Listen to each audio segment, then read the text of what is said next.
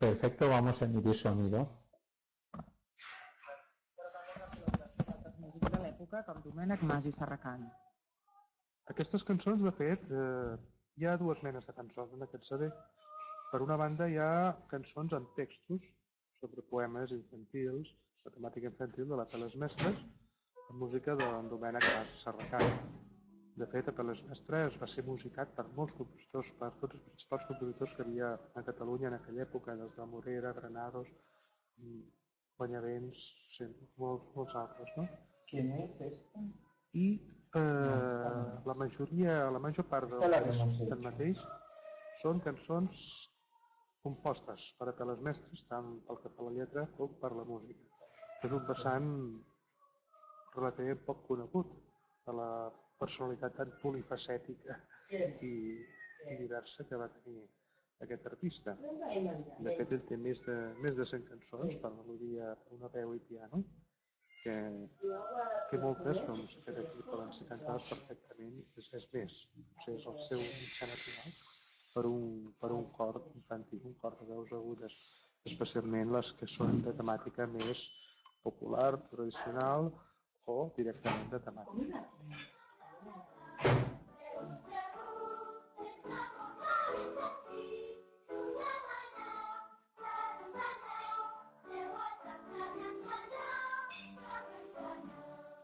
Sí, aquestes cançons ja van ser publicades en vida del compositor. De fet, a Peles Mestres no les volia publicar. Ell no es considerava compositor. De fet, les seves nocions musicals eren molt fluixes, fins al punt que, de fet, ell més o menys dictava les cançons i les escrivia. I els acompanyaments de piano, normalment, els hi feia doncs, el mateix Enric Granados, o Rossell Llates, o altres músics del cercle que es movien dins dels mateixos àmbits que ell, no? I era la seva dona la que sempre li insistia que això no quedarà, i això és una cosa important. I no, jo només soc un cançoner, jo no soc músic. Anava dient, no? Bé, al final, quan va morir la seva dona, que això ell el va marcar molt, el va afectar molt, una mica com a homenatge a ella, a Laura Radení, va començar a publicar aquestes cançons que va publicar l'editorial Boló, més de 100 títols, entre els quals es compten cançons que realment la història ha donat raó, que han esdevingut ja del patrimoni popular, perquè jo mateix la cançó de taverna ja l'he vist cantar el meu avi, com si fos una cançó popular o tradicional, sense que ningú sàpigui que aquest és la glòria o el drama, diguem-ne, dels autors populars, no? Que és com...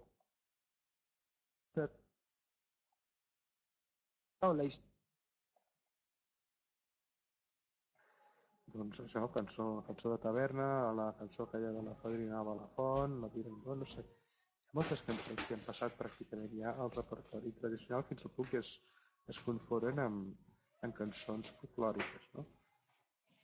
I de fet a partir d'aquí doncs, hem treballat en aquestes edicions que encara existeixen avui dia, que encara es poden trobar a les botigues perquè s'han reeditant, de les cançons de la Peles Mestres i també de les cançons de Mas i Serracant sobre poemes de la Peles Mestres, que aquestes van ser publicades, si no m'equivoco, per la Musical Empire. No passa res, que algú...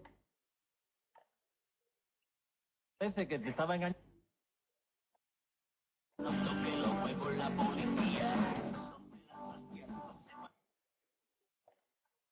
A los jugadores.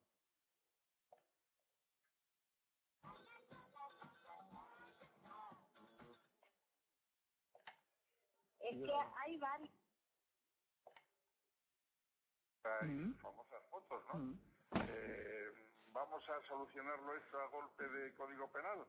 Parece que en Inglaterra las cosas se solucionan de otra manera, pero aquí estamos más avanzados. Dime una cosa, ¿cómo se puede saber, el ministro lo afirma con mucha rotundidad, pero cómo se puede saber que un código penal tan duro, de hecho es el más duro de la democracia, no va a aumentar la población reclusa? Bueno, eso es tan arriesgado como decir que exponerse a 2 grados bajo cero en camiseta no va a aumentar los catarros. Es imposible asegurarlo. No, es que además yo creo que es contrario contrario a la realidad física de lo que producen estas temperaturas extremas. Una de las reformas de las que ya había hablado el gobierno, Joder, macho, es que estoy que no me confirmado, pero ya lo había anunciado ayer en otra comparecencia, es el tema de la prisión permanente revisable. Hoy el Consejo General de la Abogacía emite una nota, dice que esa reforma es inconstitucional. ¿Lo puede ser? ¿Puede ser inconstitucional esta forma? Bueno, en primer lugar, es contradictorio en los términos. Lo permanente es revisable, ¿no? O sea, que se queda ahí. En segundo lugar, lo más grave es Bacon, la versión que yo manejo. búscame una emisora de música aquí rápido, por favor. Una emisora de música. Eso es la máxima vulneración de los principios del derecho penal que rige en la... Búscame una emisora de música rápido aquí, por favor.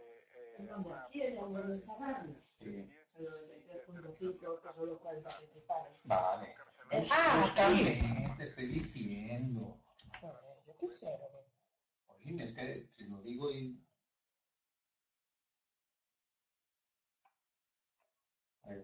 Y ayuda al medio ambiente porque el agua la tienes en el grifo de tu casa y ya no tienes que tirar envases. Y es muy fácil comprobar sus ventajas. Solo tienes que llamar al grupo Consulta 902. Si no, es igual, no hace falta.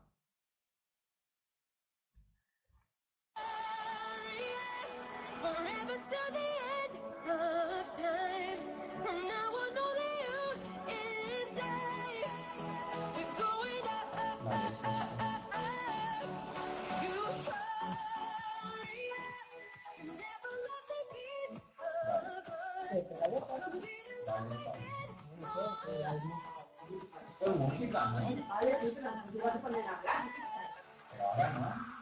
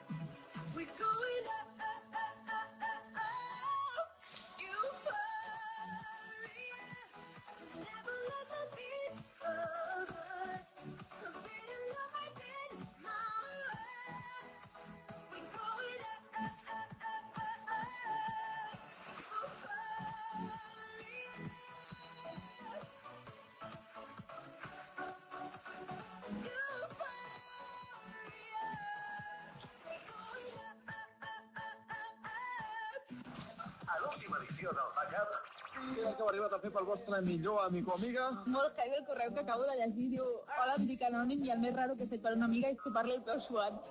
Ah! Sisplau, que mai vingui una amiga i em digui demostra l'amistat xupant-me el peu i a més suat. Si te l'has perdut, descarrega't el podcast del programa Radio Flashback Podcast. De dilluns a divendres, convertim la nit en el punt de trobada de la seva generació. Backup, de 10 a 12 de la nit, a Radio Flashback, amb el Roger Carastell i el Becari. Estem parlant de filades aquesta nit al Backup de Radio Flashback. Ahir vam quedar distrets amb el tema de demostrar l'amistat xupant un peu suat. Vull dir, és una manera que no se m'hagués acudit mai. Un amic meu xupa amb el peu. Home, jo tinc uns amics que es van haver d'escopir a la boca l'un de l'altre per demostrar la seva amistat. Vull dir, coses més rares s'han vist. Va dir, no m'agrada que vagis amb aquesta gent. Ni t'ho he dit més No, i he deixat d'anar. 902 42 70 70. Adriana, bona nit. Hola. Hola, Adriana o Ariadna? Adriana. Adriana. Ai, és que no tens ni compte que ho fa tant telèfon. Des d'on ens truques, guapa? Des de Figueres. Molt bé. Endavant, quina ha estat la teva pillada? Bueno, això va passar que fa un any o dos, vale? El 8 d'octubre. Sí? Va ser una mica molt heavy, vale? Perquè, o sigui... Sí, és que aquí a Figueres ho teniu, eh? Vam venir fa poc amb el becari a Figueres de festa i el tema de la nit i la festa, vull dir, el porteu bastant bé. Vam anar a Palazzo. Coneixes? Sí, sí. Què va passar? Foster Hollywood, molt maco. Què us va passar el dia 8 d'octubre fa un parell d'anys? Bueno, estava parlada, vale? I això que vaig venir a tocar en s'expressa. Bueno, al principi...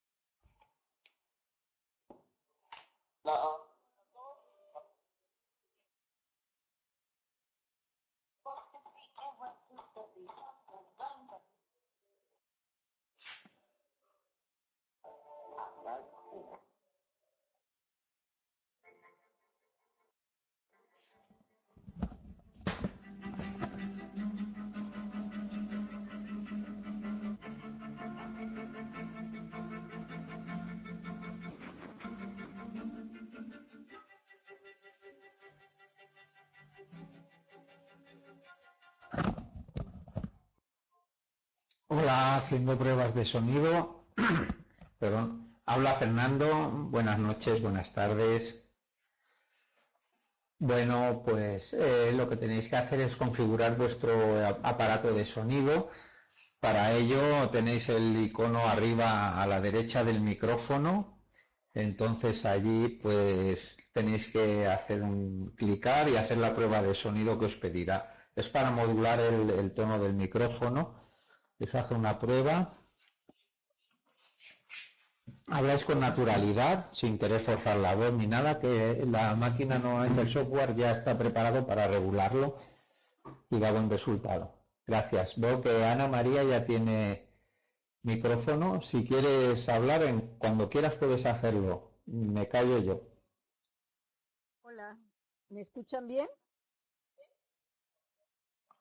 Hola Ana María, se escucha perfecto. Ok, pues aquí estamos para dar inicio a esta conferencia a las 4. Daniela Lieberman y María Inés Friso. Es Friso, está un poco difícil el apellido. Nos presentarán la transferencia de conocimiento tácito en los entornos virtuales de aprendizaje. Daniela, si quieres verificar tu audio, cierro mi micrófono. Perfecto. Hola, ¿me escuchan? Hola Daniela, sí que se escucha, alto y claro. Perfecto. Bueno, me quedo mucho más tranquila porque este era mi primer tema, aunque no se me escuche bien. Y me fue a conseguir otro micrófono y otros auriculares, así que bueno, me quedo tranquila.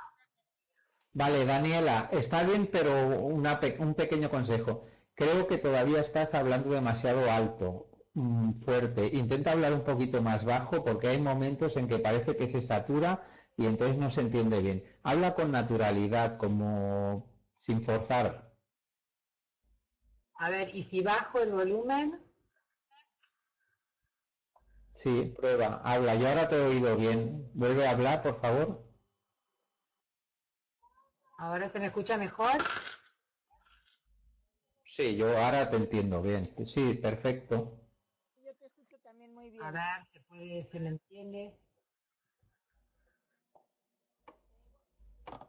Sí, Catalina, si quieres hablar. tardes y muchas bendiciones desde Limón, Costa Rica.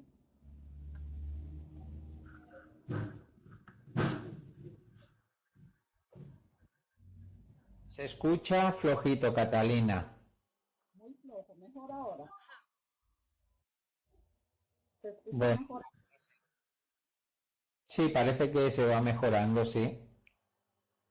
¿O será que tendré que reiniciar el equipo como la vez pasada? Bueno, Bueno, reinicio y vuelvo a entrar, dame 5. Ok. no, pero Catalina se escucha bien ahora, ¿eh? Ah, bueno, perfecto, gracias. A ti. Hola. Hola, Daniela. No, creo que estaba hablando María Inés. María Inés. María Inés, vale.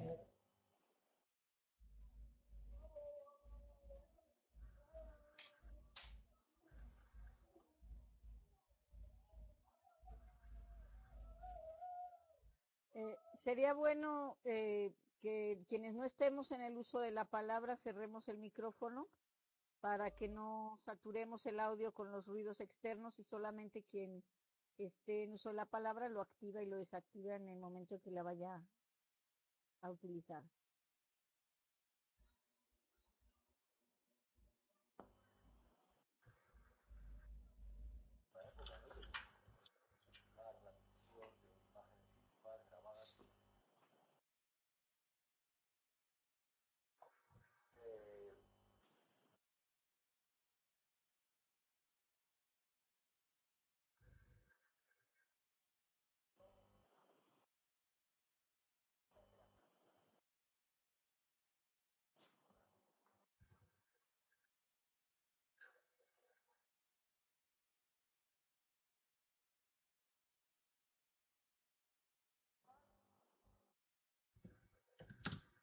Sí, hola Ana María, no sé si me escuchas. Bueno, sigo probando el sonido, te quería dar un mensaje también, luego me contestas.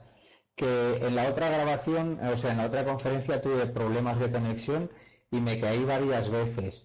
Entonces, pues que me parece más prudente que tomes tú el rol de presentador en esta y entonces yo ahora te pasaré un texto para que leas un poco porque no coincide mucho lo que pone en la página con lo que hay que decir. Y ahora te lo paso por el chat. Gracias.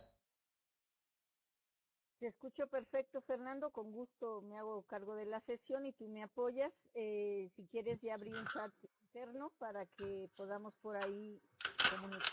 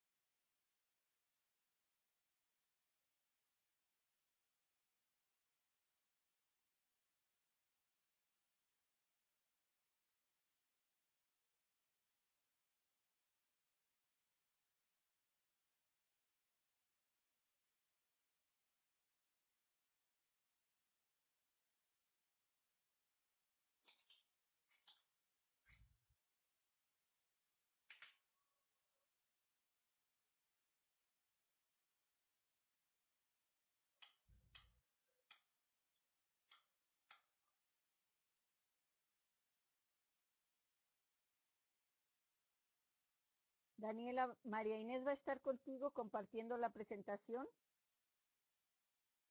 Sí, exactamente. Está haciendo ahora la prueba de micrófono en este momento. Me estaba hablando por el chat, que estaba tratando de configurar el micrófono.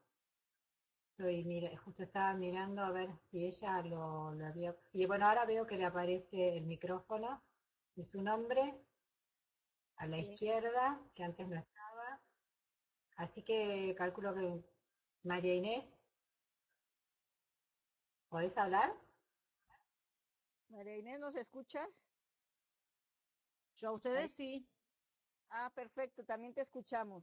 Les quiero pedir un favor. van a ver que sus micrófonos se ven activados sin tache. A veces hay ruido exterior, por ejemplo, ahorita se oía que estaban ahí haciendo algunas cuestiones.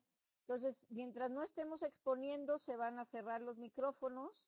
No sé cómo se van a organizar ustedes en el uso de la palabra, pero sí sería conveniente por si suena un teléfono, que si el celular, que si nos habla alguien en casa o en donde estemos, en el trabajo, que solamente el expositor tenga, mientras está exponiendo, el micrófono activado. Al finalizar, se va a tomar la palabra con la manita que aparece en la parte inferior izquierda. Yo les daré entrada, les pido que me tengan un poco de paciencia para ir respetando el orden, porque a veces la gente no respeta las reglas del juego y entonces empieza a preguntar en el chat y ustedes amablemente empiezan a responder. Entonces lo que vamos a hacer es que tomen la palabra y a quien vaya tomando la palabra yo voy a ir indicando, y cuando haya alguna pregunta en el chat yo la diré en voz alta para que los que por algún motivo se les dificulta darle seguimiento al chat la puedan escuchar, y para que ustedes también no tengan que estar pendientes de estar siguiendo a veces el chorizo del chat y se concentren más en la presentación.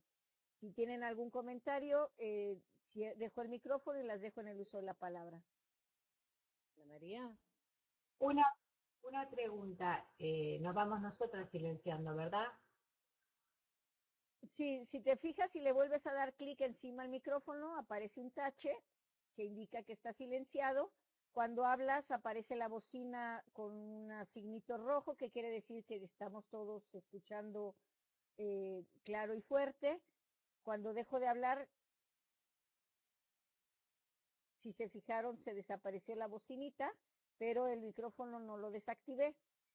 Pero el problema es que cualquier ruido que se metiera se va a escuchar y entonces las va a interrumpir y distraer. Entonces, por eso pido de favor que todos desactivemos el micrófono con el tachecito mientras está alguno de nosotros hablando, y de esa manera nos vamos dando la palabra y podemos incluso decir al final, tiempo fuera, cedo el micrófono, y así ya sabemos que el otro está saliendo del audio. Perfecto, porque cuando yo hago clic sobre mi micrófono no se me tacha como veo a otros que tienen tachado, como Fernando, Ana María, Catalina, que estoy mirando arriba mío.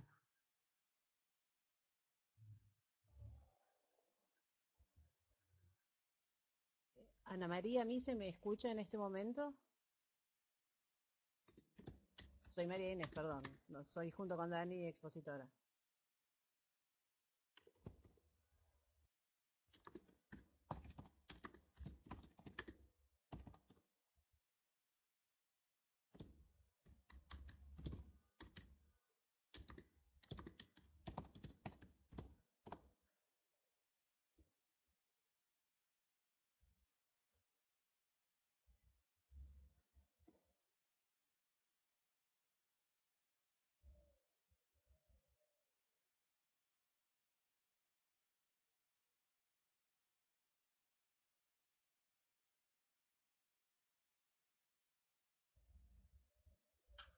Bueno, si se me escucha cuando quieren, comenzamos, ¿podemos comenzar? Por mí, perfecto. Ahora todavía. Dani. No es la hora, la carrera a las 4:30.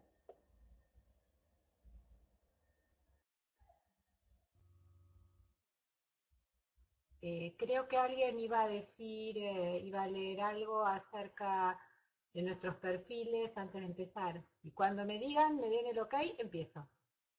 Sí, Ana María, mira en la ventana, por favor, de chat.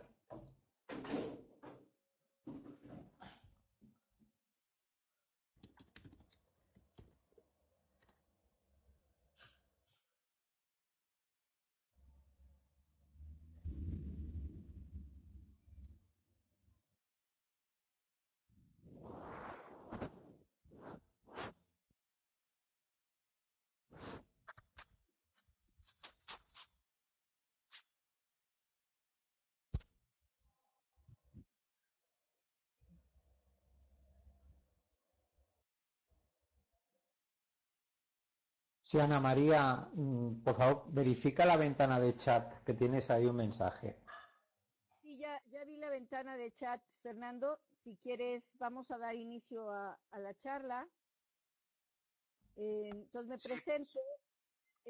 Mi nombre es Ana María Prieto Hernández, soy de México y junto con Fernando Badía de España estamos al frente en la moderación de esta sesión que lleva por título La transferencia de conocimiento tácito en los entornos virtuales de aprendizaje, que presentarán Daniela Lieberman y María Inés Sfriso. Daniela Andrea Lieberman es tutora virtual de Flaxo, Argentina. Se encuentra realizando la especialización de docencia en entornos virtuales en la Universidad de Quilmes y ha realizado el curso de tutorías virtuales en la OEA. María Inés Sfriso es analista de sistemas y licenciada en informática educativa de la Universidad Nacional de Lanús. Actualmente cursa la especialización en docencia en entornos virtuales de la Universidad Virtual de Quilmes. Se desempeña como integrante del equipo de diseño e implementación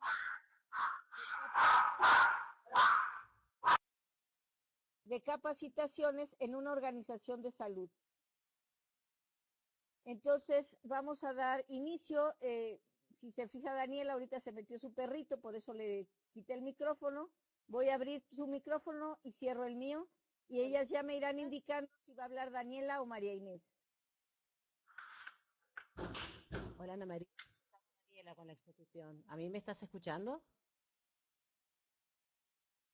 Sí, se te escucha perfecto. Muchas gracias. Bueno, perfecto, gracias. Y mi mayor temor en realidad es el perro. Ana María, te vamos diciendo cuando necesitamos que pases la diapositiva. Tú la puedes pasar directamente, ya le tienen permiso para hacerlo. Si te fijas, abajo de ella están unos botones que te permiten tú libremente, te voy a dar el permiso, no lo tenías tú, ya ahorita ya te lo di. ¿Ya viste los botones? Lo veo. Ajá. Entonces ustedes tienen libertad de moverse en su presentación como ustedes gusten. Sí les pido solamente que entre ustedes le avisen a quien va en el uso de la palabra para que yo pueda activar y desactivar su audio y no se interfieran entre ustedes con los ruidos externos. Perfecto. Bueno, empezamos entonces. Buenas tardes a todos desde Buenos Aires. Bueno, yo soy Daniela Lieberman y junto con María Inés realizamos la ponencia que hoy nos convoca. Bueno, les queremos agradecer a todos los presentes por su interés en nuestro trabajo. Hace unos pocos días, leyendo un artículo, me llamó la atención de una frase que bien podría aplicarse a la gestión de Claudio. Tener una idea es maravilloso, concretarla puede convertirse en una pesadilla. Por ello queremos agradecerle. Como se dice por allí, la diferencia entre tener un sueño y alcanzarlo es que hay que ponerse a trabajar. Y evidentemente Claudio, a través de su gran esfuerzo, no solo logró cumplir su propio sueño, sino el de todos nosotros. Muchas gracias. Además, sigo con los agradecimientos y muy especialmente a Darío Kotner de la Universidad Virtual de Quilmes, en la Argentina, sin quien este trabajo jamás hubiera llegado hasta aquí, por su apoyo y orientación. Este agradecimiento está muy relacionado con el contexto, digamos, en que fue realizado este trabajo, porque María Inés y yo estamos finalizando de cursar esta carrera de especialización en docencia en entornos virtuales, que se llama EDEV, en la Universidad de Quilmes, de 2 años de duración. Y durante el primer trimestre de este año tuvimos la oportunidad de cursar el seminario de Organización y Gestión del Conocimiento, cuyo docente es Darío. Y como trabajo final de este seminario, él nos dio la opción de redactar un trabajo relacionado a este campo de estudio que eventualmente pudiera ser presentado en el Congreso. Así fue como nos enteramos de este valioso evento y junto a María Inés, con el apoyo de Darío, nos embarcamos tímidamente en esta aventura, que completamente nueva para nosotras. Bueno, y finalmente aquí estamos, audio de por medio. Pero quisiéramos destacar la estrategia pedagógica de nuestro profesor, quien no solo nos acercó a este congreso, sino que además nos enfrentó a un desafío muy motivante para nosotras, que creyó en nosotras haciendo posible que unas simples páginas escritas en Word, que podrían haber quedado allí, trascendieron el aula virtual y llegaran hasta aquí. Bien, entonces, comencemos luego de los agradecimientos con la ponencia. Comencemos entonces con esta ponencia en la que intentaremos delinear algunas estrategias para satisfacer las demandas de su título, la transferencia de conocimiento tácito en los entornos virtuales de aprendizaje. Un título que para nosotras fue muy desafiante y que a nosotras mismas lo pusimos. El objetivo de este trabajo, como se lee en la pantalla, es tal como les adelanté, es reflexionar sobre las características de los aprendizajes logrados a través de los entornos virtuales de aprendizaje, haciendo hincapié en la transferencia específica de los conocimientos tácitos en este tipo de entornos de aprendizaje. De a poco vamos a ir abordando en forma espiralada cada uno de estos conceptos, intentando ser lo más clara posible. Paso a la próxima diapositiva, ¿sí?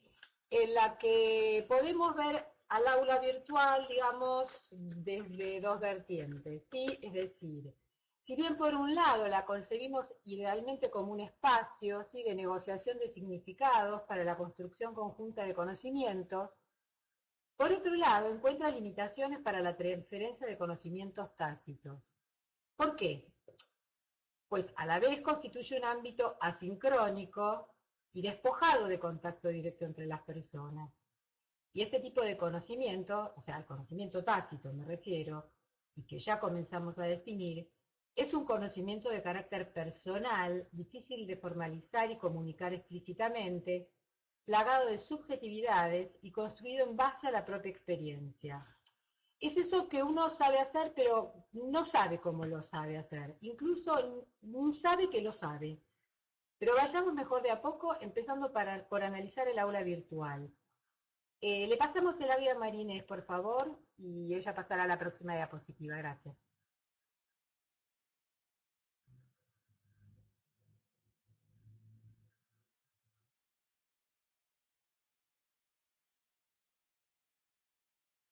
Hola, ¿me escuchan todos?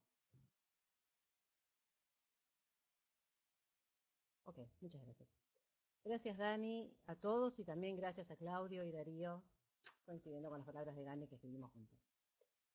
Bueno, son muchos los componentes que tiene un aula virtual y que podemos agrupar en dos grandes ejes, como podemos ver en la diapositiva. El eje tecnológico por un lado y el eje del intercambio por el otro.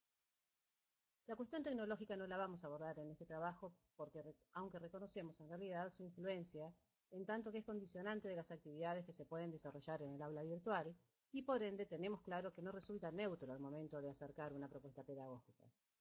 Sin ir más lejos, muchas plataformas no son muy amigables, por ejemplo con el tema de los chats, y por eso puede perjudicar mucho a una planificación de actividad sincrónica.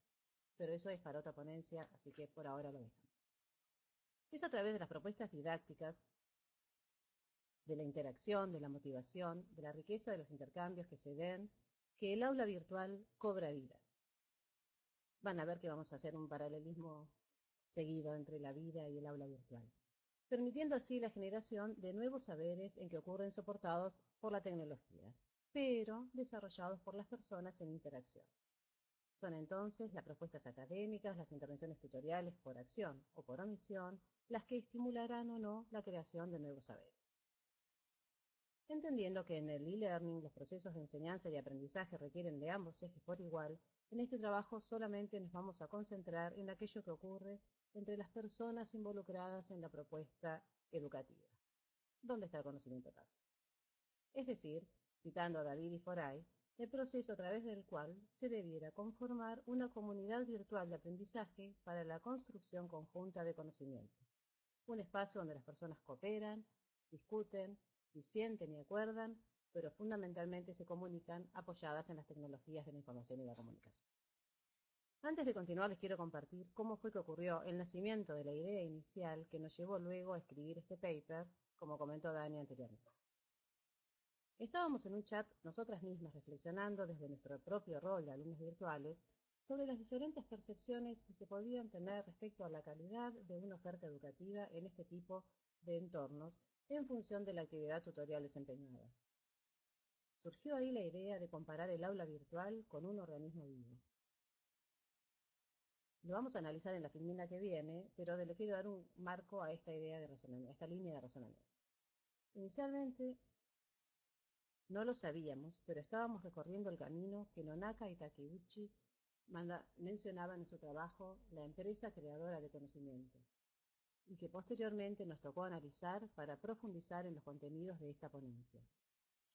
Allí, los autores describen el concepto de metáfora como una expresión que une dos ideas que normalmente no combinaríamos en nuestro cerebro. En su ejemplo, era un automóvil y la teoría de la evolución. En nuestro caso es una herramienta, el aula virtual particularmente, con un organismo vivo.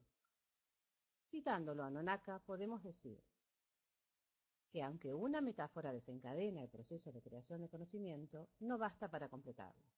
El próximo paso es la analogía. Al aclarar las semejanzas y diferencias entre dos ideas de una frase, las contradicciones implícitas en las metáforas se armonizan mediante la analogía. En este sentido, la analogía es un paso intermedio entre la imaginación pura y el pensamiento lógico. Y vamos por la imaginación pura en el momento del chat, así que lo pasamos a pensamiento lógico y aquí llegamos a la analogía nuestra. Acá vemos una analogía entre un aula virtual y un organismo vivo. Aula virtual en tanto espacio de interacción de personas, dejando de lado el eje tecnológico que mencionábamos anteriormente.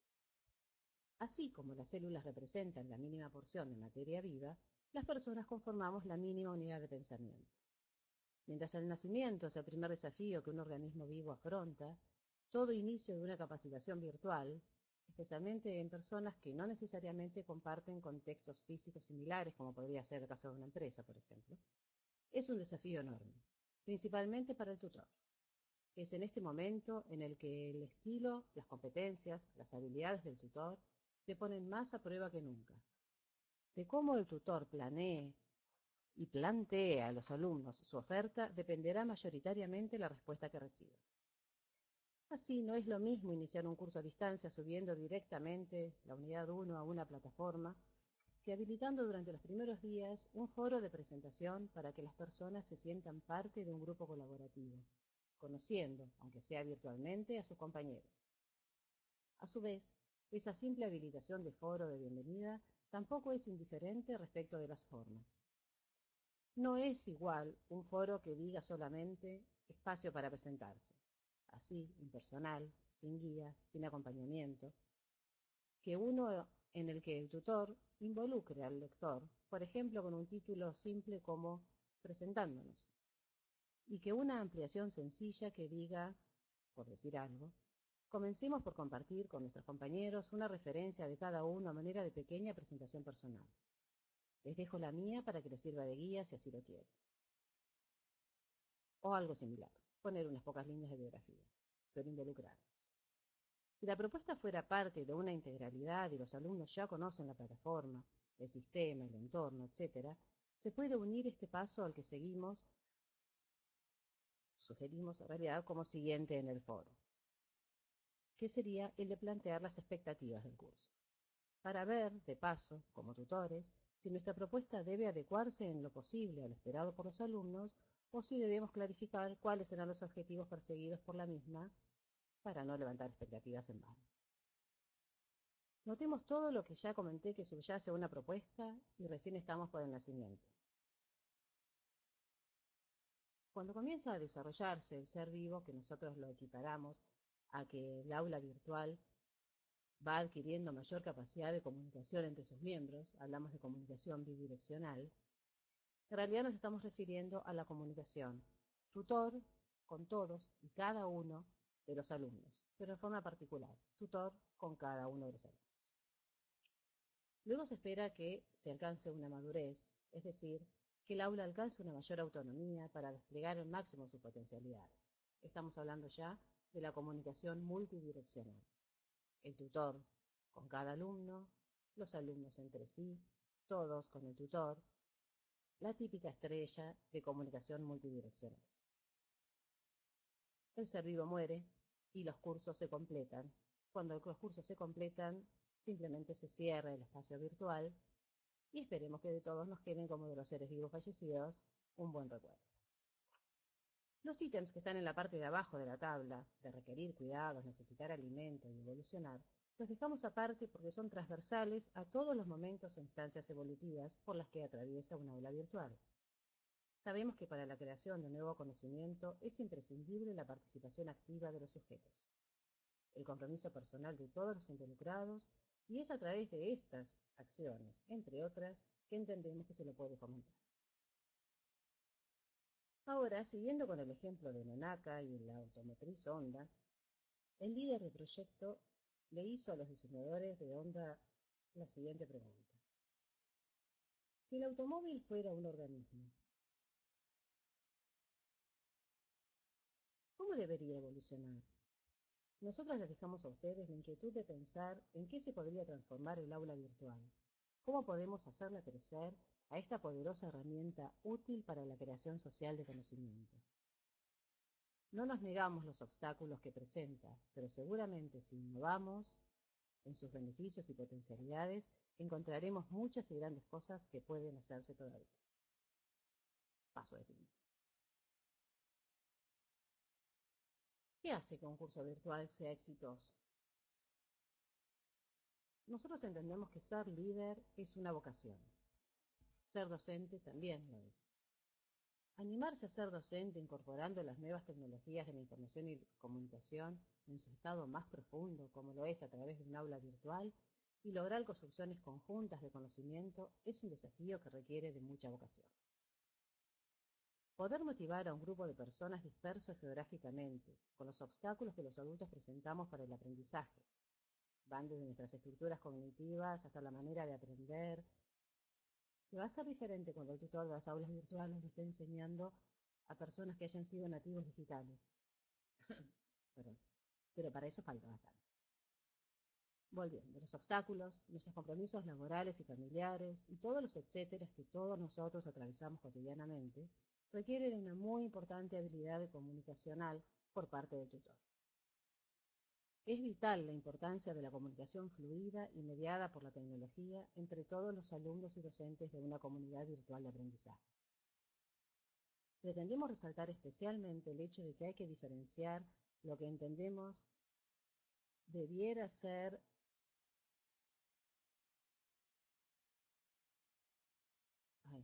perdón, me distraje con el chat. Pretendemos resaltar, les estaba diciendo, el hecho de que hay que diferenciar que entendemos lo que debería ser un aula virtual de lo que a veces se entiende por estas cuando se las considera un simple repositorio o almacén de información. Desde nuestro punto de vista, por mejor planificada que esté una propuesta de enseñanza y aprendizaje, si está mal implementada en el aula virtual, es decir, si su ritmo habitual, continuando con la analogía, si su ritmo vital no es permanentemente retroalimentado y sostenido, va a desvanecerse su alcance y deslucirse sus resultados. Entendemos que una propuesta de e-learning resulta exitosa si los dos ejes principales son aprovechados didácticamente. Esto es, ni más ni menos, si la enseñanza efectivamente promueve el aprendizaje que deviene de la interacción social que se da en este tipo de espacios de comunicación. Entonces, se requiere de una propuesta que motive al grupo de alumnos, que fomente la interacción entre ellos y la generación de nuevo conocimiento, que lleve a la reflexión crítica sobre los temas presentados, que estimule el trabajo colaborativo, el aprendizaje social, que permita el intercambio, que las nuevas tecnologías se habilitan. Pero estudiar a distancia requiere, no iba a mencionar lo de las dificultades, pero lo voy a decir. Estudiar a distancia requiere de ciertas condiciones con las que los alumnos deben contar. Autonomía, metacognición, disciplina, capacidades comunicacionales, constancia, sentimiento de pertenencia, entre otras. Esas no las podemos dominar, pero las podemos estimular. Principalmente para aprender deben estar motivados. Deben tener en claro sus propias metas, a dónde quieren llegar y los motivos, por qué quieren llegar hasta allí. A partir de ahí podemos motivarlos nosotros. Como vimos, el alma mater de los inicios de un aula virtual es el tutor, que con su accionar será el que fomente determinadas prácticas de intercambio y desestimule otras, que con su presencia y gestión acorte las distancias geográficas que separan a los alumnos distribuidos y genere verdaderas oportunidades para la construcción de conocimientos a partir del intercambio de opiniones que pueden resultar muy enriquecedores. hemos acuñado una frase en el grupo que dice que en el camino del disenso al consenso, este ser vivo va creciendo.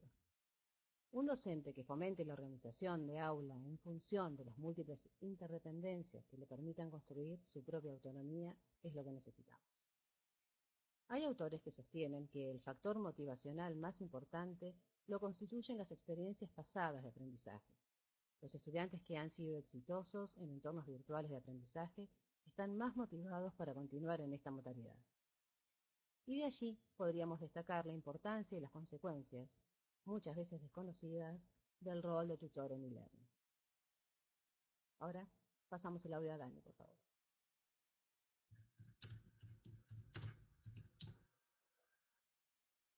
Perfecto. Bien, bueno, gracias, Marinés. Cambiamos de locutor. Ahora bien, digamos, ¿es posible transferir en las aulas virtuales cualquier tipo de conocimiento en cualquier dirección? Perdón, me olvidé de pasar la diapositiva. Aquí va. Digamos, como se lee en la pantalla de alumnos a docentes, de alumnos entre sí y de alumnos a docentes, ¿por qué no? ¿No estaremos siendo presas de un optimismo extremo para justificar nuestro tiempo invertido en la enseñanza y el aprendizaje virtual? ¿Cuáles son los límites de la educación a distancia tecnológicamente mediada?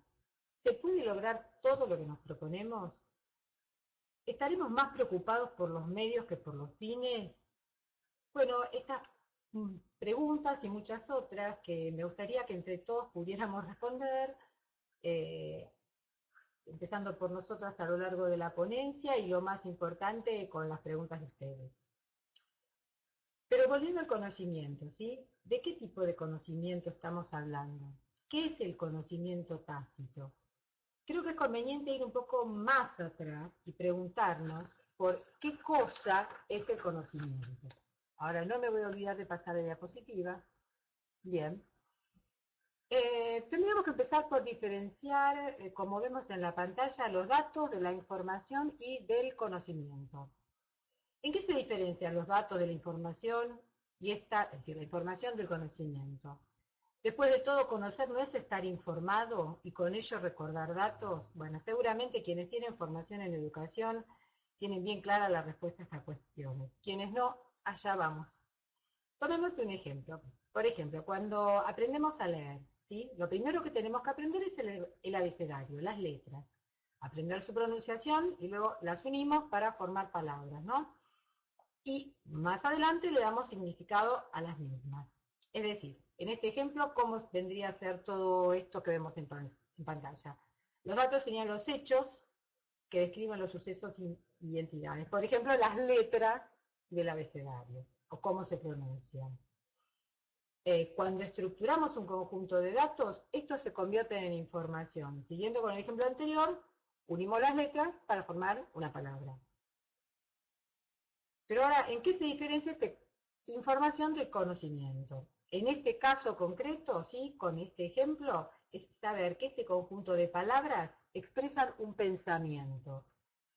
Para darles otro ejemplo, por ejemplo en el campo de la física, espero no aburrirlos con esto, digamos, la fuerza es masa por aceleración. Cuando un cuerpo cae de una altura, la aceleración, es decir, ¿por qué cae? ¿Con qué aceleración? Con la de la gravedad.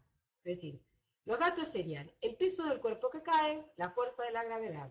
La información sería la fuerza, se determina de la multiplicación de la masa por la aceleración. Y el conocimiento vendría a ser que en el caso que se caiga un cuerpo de determinada altura, como la fuerza de gravedad no cambia, lo que puede variar es la masa, masa, menor fuerza es la que va a tomar al caer. Es decir, una persona que tuviera un conocimiento sobre esto podría entender perfectamente por qué las hormigas que se caen desde una mesa siguen andando, ¿sí? Y esto es simplemente porque tienen poca materia, una masa pequeña.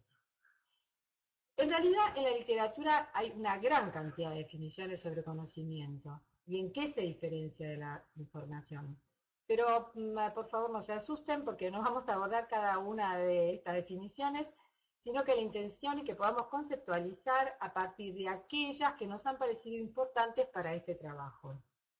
Es decir, todavía estamos hablando de qué es el conocimiento, ¿sí? Todavía no hablamos del conocimiento tácito.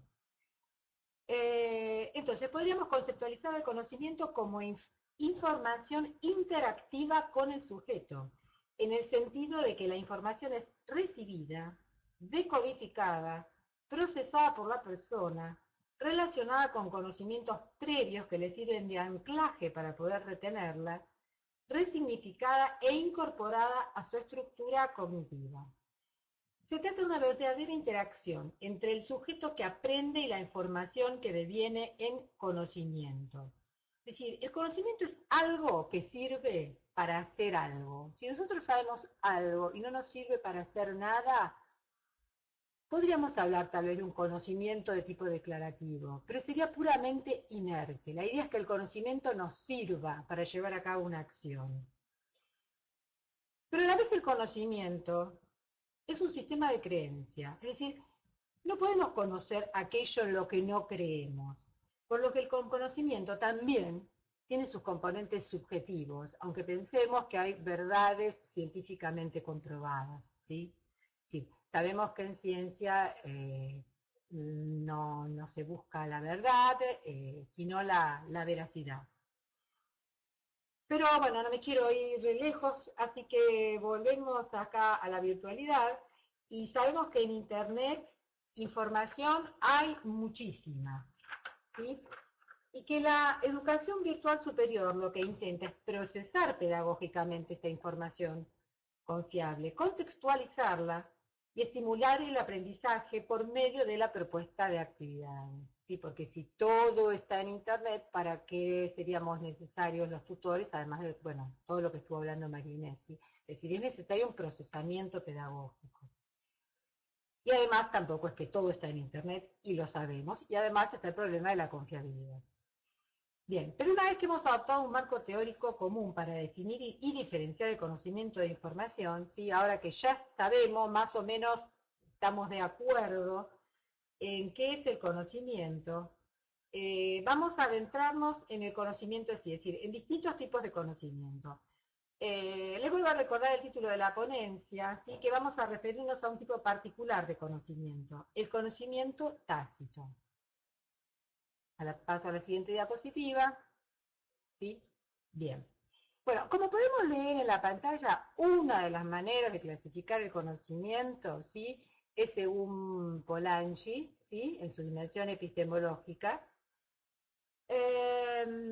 Y encontramos dos tipos de conocimiento. Por un lado, voy a empezar con el más fácil, el conocimiento explícito, ¿sí? O codificado.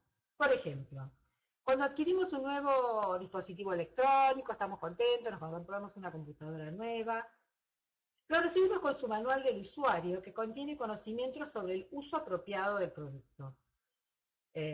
Otro ejemplo, en una clase de física es frecuente observar en la pizarra, o pizarrón, como lo decimos en la Argentina, diferentes fórmulas científicas para la resolución de ejercicios. Quiero decir que esta clase de conocimiento permite plasmar y visualizar el conocimiento presente en la mente de las personas, ¿sí? A decir de Weigel, aquel conocimiento que depositamos en soportes, convirtiéndolo en un elemento legible, tangible, es el conocimiento codificado. Es decir, es un conocimiento que puede utilizarse empleando un lenguaje formal, porque se puede compartir, por ejemplo, en forma de datos, de fórmulas científicas, en manuales, especificaciones, en una enciclopedia, en una página web, etc. Y es almacenado en algún tipo de medio o registro material, por lo que resulta fácilmente accesible y transferible. Por ejemplo, todas las clases que nosotros leemos en un aula virtual, sí, que han sido pedagógicamente procesadas, bueno, todo eso es conocimiento codificado o explícito. Está en un lugar, está escrito, ¿sí? En principio es claro para todos. Es decir, en un aula virtual este tipo de conocimiento es fácilmente transferible, independientemente que sean aprendidos por los alumnos, ¿sí? Y finalmente se conviertan en mera información, para lo cual resulta fundamental su procesamiento didáctico. En el aula virtual además contamos con diferentes y atractivos soportes multimedia como audio, video, imágenes. Es decir, lo que quiero repetir es que una cosa es que uno lo pueda transferir fácilmente y otra cosa es que el alumno lo aprenda, ¿sí? Son dos cuestiones diferentes. Pero en principio es un conocimiento que está ahí, ¿sí? Está codificado. Pero vayamos ahora al otro tipo de conocimiento, ¿sí? Que es el que nos preocupa en este tipo de entornos. Es el conocimiento implícito o conocimiento tácito. Nuevamente partamos de ejemplos. Hay personas, por ejemplo, que tienen una gran capacidad para trabajar en equipo, para colaborar con sus integrantes y organizar la tarea, para entenderse con ellos y para ganarse su confianza. También hay personas que ejercen autoridad sin que los otros lo perciban, son capaces de realizar observaciones bien rigurosas, sin que los demás se sientan frustrados, sino por el contrario, es que toman estas indicaciones como con agrado. Hay padres y docentes capaces de ser exigentes y flexibles, permisivos y poner límites precisos al mismo tiempo. La pregunta es cómo son capaces de lograrlo. Y bueno, muchas veces no lo saben ni ellos mismos. Como Polanyi nos ha advertido, sabemos más de lo que podemos decir.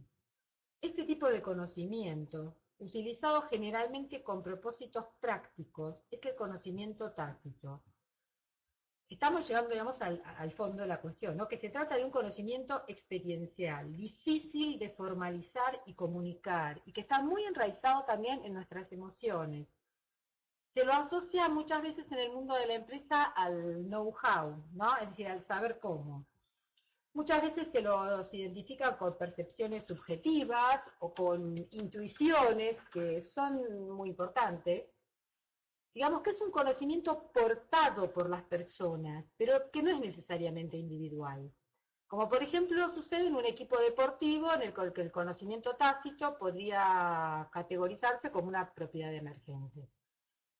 Es decir, esta concepción de Polanyi acerca de la dimensión tácita del conocimiento nos habilitaría en cierta manera a darle un mayor lugar que el que habitualmente nos permitimos a nuestras intuiciones, nuestras corazonadas y nuestras lecturas subjetivas de la realidad.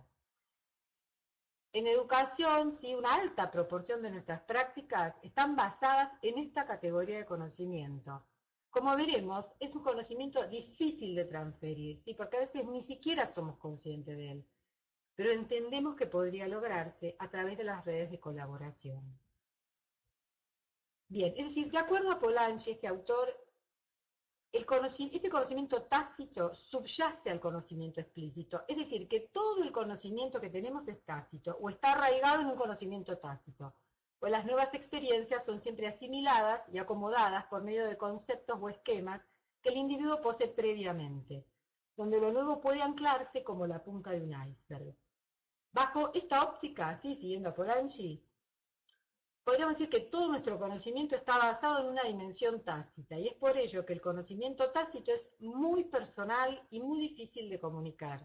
Su transmisión, de ser posible, requiere de actividades conjuntas y compartidas, y siempre se lo ha asociado a vínculos presenciales como el de experto-aprendiz, ¿sí? El conocimiento tácito es entonces el conocimiento que la persona aporta, muchas veces sin ser accesible a su conciencia en todo momento, pero al cual recurrimos casi involuntaria y automáticamente cuando las circunstancias lo requieren, ¿sí? Cuando hacíamos con María Inés este trabajo, muchas veces empezamos a tomar conciencia de este conocimiento tácito y empezamos a verbalizarlo y en cosas realmente cotidianas de todos los días. Entonces, lo que quiero decir es que en definitiva, por un lado, tenemos un conocimiento difícil de transferir, personal, que es el conocimiento implícito, pues no está escrito o almacenado en ningún lado, ¿sí? Simplemente está en la cabeza de las personas, pero que al mismo tiempo es altamente valioso, ¿sí? Es decir, pasa muchas veces en las organizaciones que hay un gerente y este gerente tiene tanto conocimiento implícito y es tan valioso que cuando se va, la empresa se vacía de ese conocimiento, porque no se transfirió. Bien. Y por otro lado, ¿sí? Existe un conocimiento fácil de transferir, pues es comunicable mediante un lenguaje formal y de ese modo disponible para todos. Es decir, es el conocimiento explícito o conocimiento codificado. Por lo tanto, digamos, resultaría beneficioso afinar nuestra capacidad de observación, detener nuestra mirada en cómo hacen las cosas quienes saben hacerlas e intentar aprender de ellos. Así también resulta fundamental el esfuerzo de poner el conocimiento personal a disposición de los demás. Es decir, transformar el conocimiento implícito en conocimiento explícito. Pero ese tema realmente también excede este trabajo. Bien, voy a la próxima diapositiva, lo digo así no me lo olvido. Y llegamos al modelo propuesto por Nonaka y Takeuchi en 1995 acerca de la conversión de los conocimientos. Las aportaciones de Polanyi, ¿sí?, sobre los tipos de conocimiento fueron tomadas por estos autores japoneses, ¿sí?, se llama el modelo japonés, que apuntan al mundo de la empresa o a las organizaciones en general. Y para estos autores señalan que la creación del conocimiento se produce a través de la interacción social del conocimiento, ¿sí? Es decir, se preguntan, ¿cómo pasar de conocimiento tácito a conocimiento tácito o de conocimiento tácito a codificado? Bueno, y las combinaciones que están allí viendo en la pantalla. A esta interacción que se da entre los individuos se llama entonces conversión de conocimientos.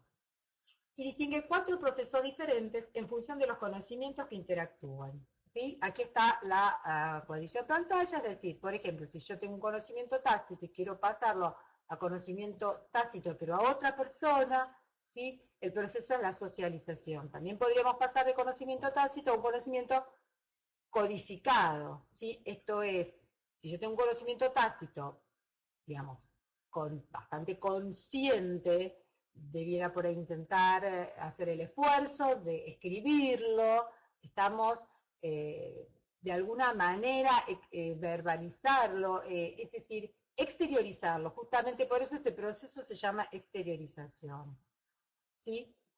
Por otro lado, también tenemos de conocimiento codificado o explícito, como se podría pasar a conocimiento tácito. Esto es el proceso de interiorización, es decir, que alguien tome del exterior e interiorice, ¿sí?, en su propia estructura de pensamiento, ¿sí?, un conocimiento que ha tomado de otro lugar. Muchas veces nos pasa que sabemos algo, pero ya no nos acordamos dónde lo aprendimos, o de dónde lo sacamos, quién nos dijo, de dónde lo leímos. Y si quisiéramos pasar de un conocimiento codificado a otro conocimiento codificado, ¿sí?, estaríamos en la fase de la combinación, ¿sí? Es decir, que un nuevo conocimiento codificado, ¿sí?, así también la información ya adquirida y explicitada, debe ser sistematizada por medio de acciones como transferir, difundir, editar y publicar el conocimiento codificado de formas más complejas. A esto se lo llama combinación. Bien, lo que queremos referir especialmente y que tomamos para este trabajo es el proceso de socialización, ¿sí? ¿Cómo se pasa del conocimiento tácito de una persona al conocimiento tácito de otra? Pero no es solo eso, sino en un entorno virtual de aprendizaje. Y la primera pregunta que nos hicimos fue, ¿es posible socializar el conocimiento tácito en un aula virtual? ¿De qué manera? Paso a la próxima diapositiva. Bien. Antes de dar respuesta a esto, quisiéramos hacer otra categorización de conocimiento, ¿sí? Esta es de Spender y la sacamos de, bueno, Andreu y Sieber. Es decir, otra manera de categorizar el conocimiento que nos puede resultar de utilidad, digamos, dentro del marco de este trabajo, es en función de quién o quiénes lo construyen o reconstruyen, ¿sí? Así podríamos distinguir en principio entre el conocimiento individual y el conocimiento colectivo.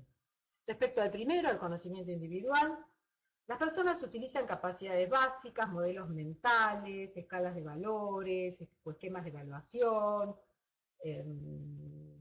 reglas de valores, dependiendo del contexto en que se mueven.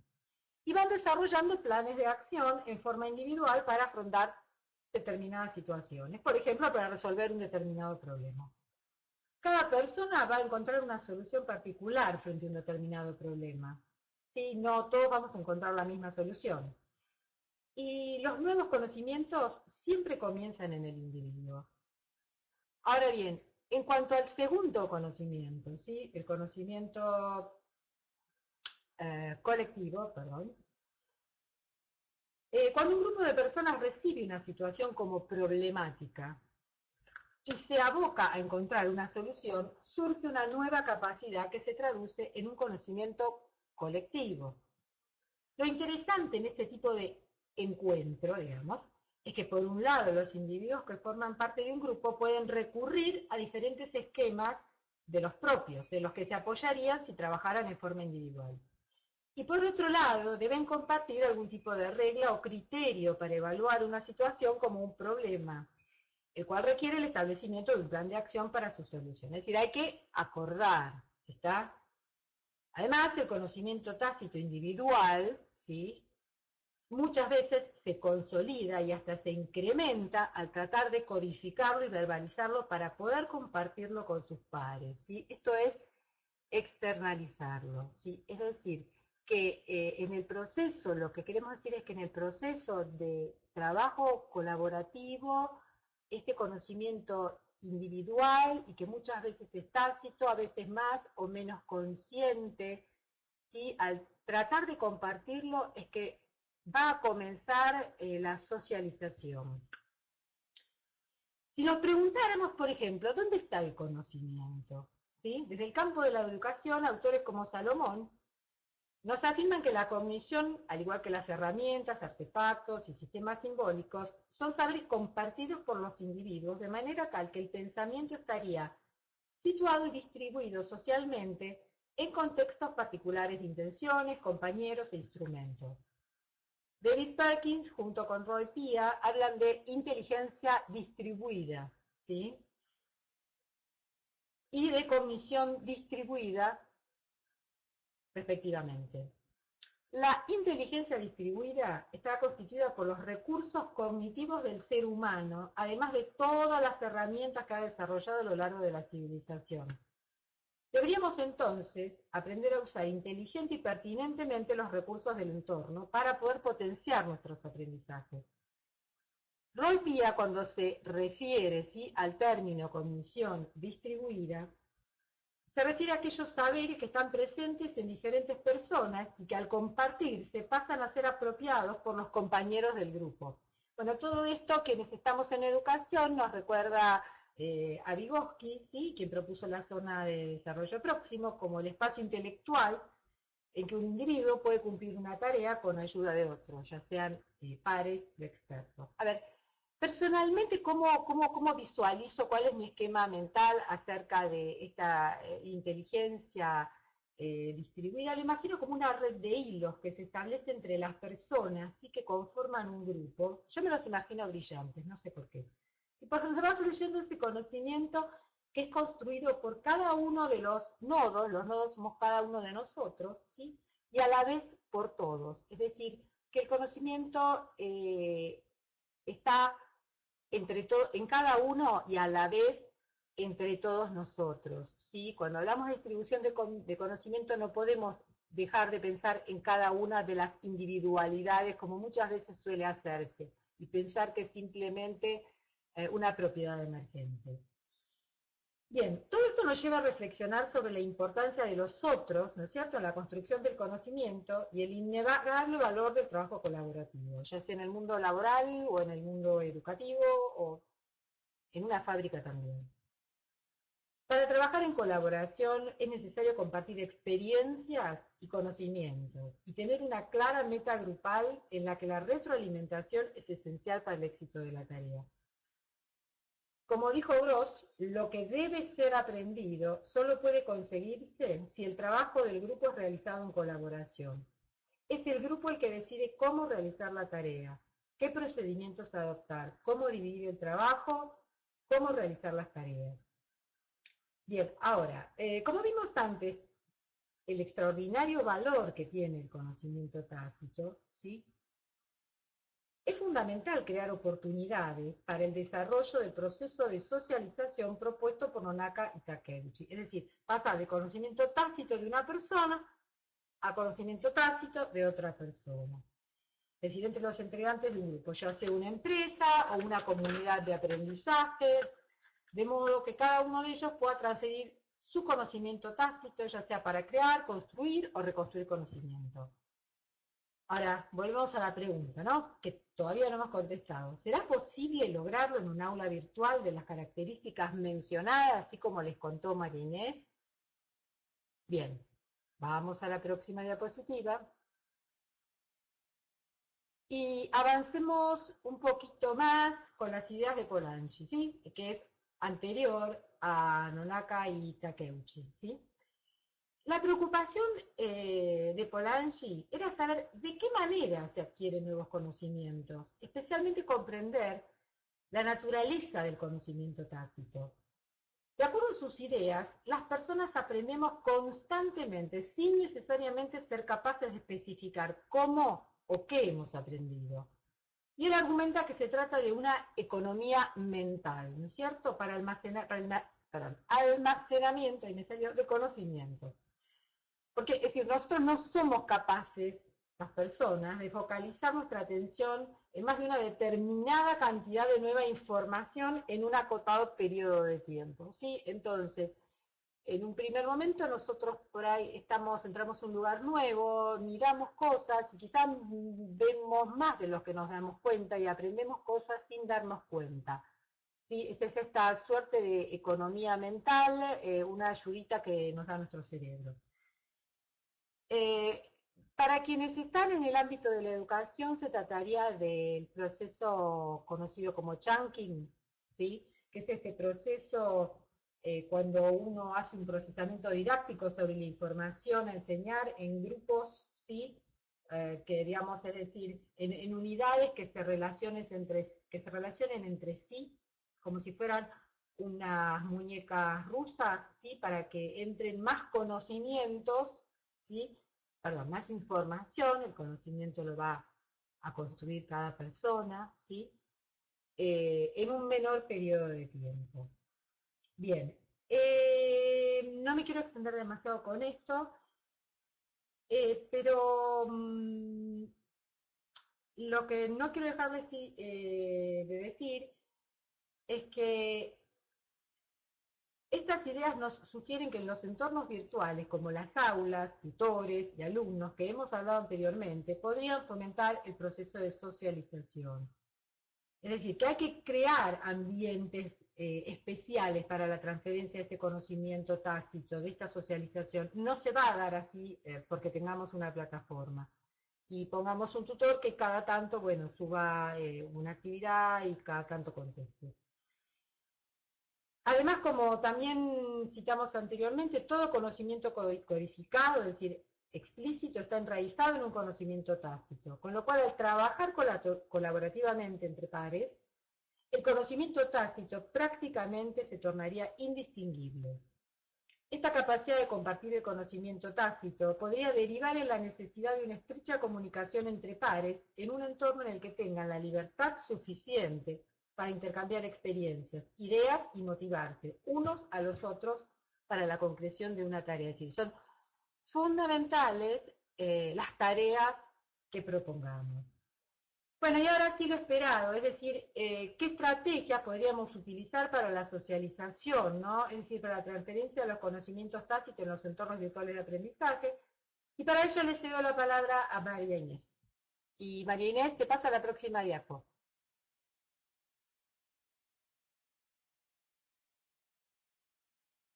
Espero que me escuchen. Bueno, como decía Dani, ahora vamos a abordar nuevamente el tema de las posibilidades de estrategias didácticas que se pueden utilizar para la transferencia de conocimiento tácito en los entornos virtuales de aprendizaje.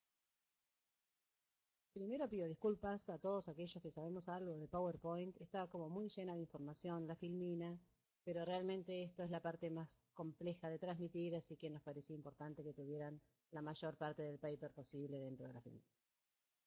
Pasamos primero a lo que siempre es la más clásica y típica manera de transmitir conocimiento, que es la observación directa.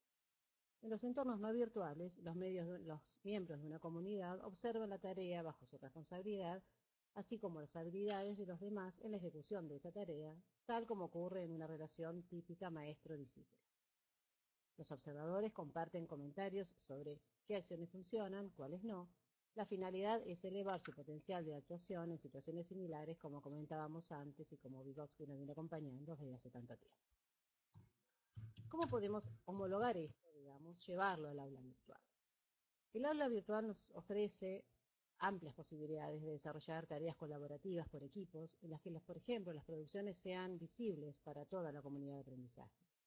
A partir de la comparación del propio trabajo y de los trabajos restantes, se puede plantear un intercambio hacia el interior de cada grupo para debatir los aciertos y desaciertos del propio trabajo y del de los demás.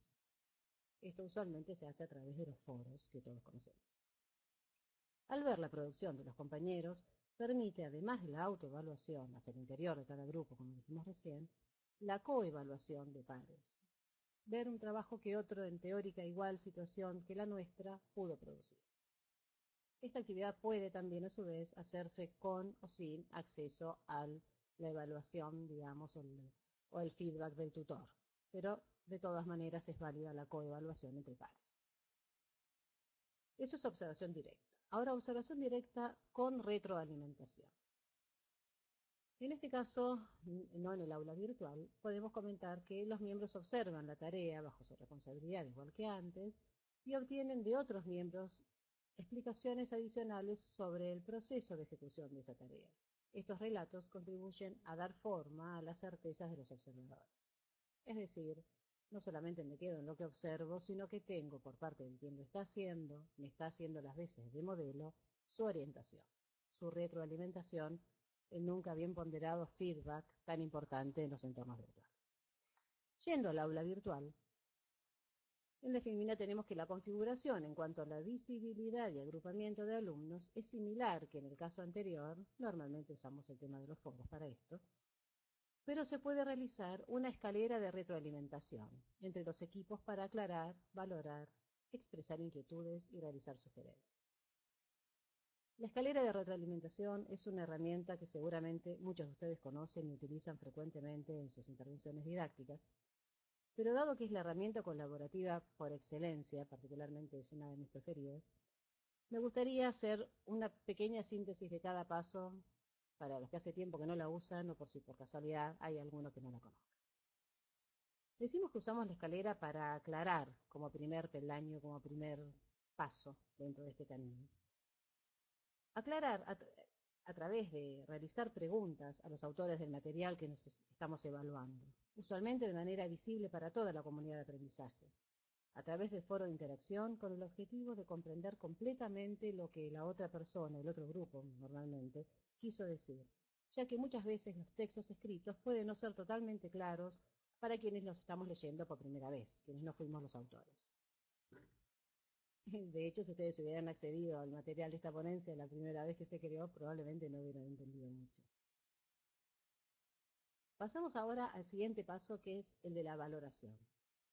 En este momento lo que se busca es dar retroalimentación constructiva, apoyándose en la comprensión, resaltando las fortalezas, los puntos positivos que encontramos en el documento del otro y los aspectos de interés del trabajo que nuestros compañeros realizaron. Este paso es de especial importancia, ya que es la base para una relación de respeto, generando un clima de confianza entre pares. Recordemos que normalmente las escaleras de retroalimentación se hacen conjuntamente, cada grupo evaluando a otro y siendo a su vez evaluado por un tercero. Después viene la etapa de expresar inquietudes. Pueden, a pesar de las respuestas de las aprobaciones y de las valoraciones positivas, nos pueden quedar inquietudes o concepciones no compartidas. Acá siempre se sugiere recurrir a preguntas de un tipo más cordial, por decirlo de alguna manera, como podrían ser, ¿han analizado la posibilidad de lo que corresponde? ¿Tuvieron en cuenta? Para evitar que a los evaluados lo perciban como una amenaza en nuestro comentario. En este peldaño de la escalera, el tutor debería hacer notar a los alumnos su presencia. Si no es a través de la participación en la propia escalera para no interferir en el diálogo entre pares, al menos a través de loguearse en el sitio y que los alumnos puedan ver que entre los participantes el profesor está presente y no dejó la tarea solamente en manos de los alumnos sin involucrarse. Todos los que fuimos alumnos virtuales, lo primero que hacemos cuando entramos a la plataforma es ver en los participantes cuánto hace que no se loguea el docente. Eso está bueno que no nos pase. Loguearnos y mostrar presencia es muy importante. Finalmente, la realización de sugerencias es lo que nos permite conectar en forma constructiva nuestras inquietudes, preocupaciones y preguntas para dar una retroalimentación positiva, que es lo que buscamos a través de esta escalera. Perdón por el explayarme, pero me encanta esa herramienta. Seguimos. Otro tipo de estrategias didácticas. En las empresas se utiliza mucho la imitación, en los miembros que intentan imitar la ejecución de la tarea con base en la observación directa de los demás, normalmente las personas más experimentadas. En el aula virtual, al trabajar en forma visible, los equipos pueden aprender unos de otros y rescatar los aciertos para mejorar su tarea. Traemos acá como ejemplo nuevamente una experiencia nuestra que nos resultó muy enriquecedora. Estábamos con Dani cursando el seminario de Educación y Sociedad de la Información en esta misma especialización que fue, disculpen, pero fue la que nos hizo conocer mutuamente, con lo cual es la base de este trabajo. En ese seminario, les decía, nos tocó hacer una carrera de postas, un lugar donde inicialmente el tutor proponía una reflexión de cualquier tipo, breve, un video, bueno, Kimberly, después las dale, no seas escéptica con los elementos tácitos, luego seguimos. Les decía, teníamos que hacer una carrera de postas, donde inicialmente el tutor proponía una reflexión de cualquier tipo, un texto breve, un video, una imagen, lo que fuera. Y quien tomaba la posta debía relacionar ese material con lo que se estaba tratando en la materia.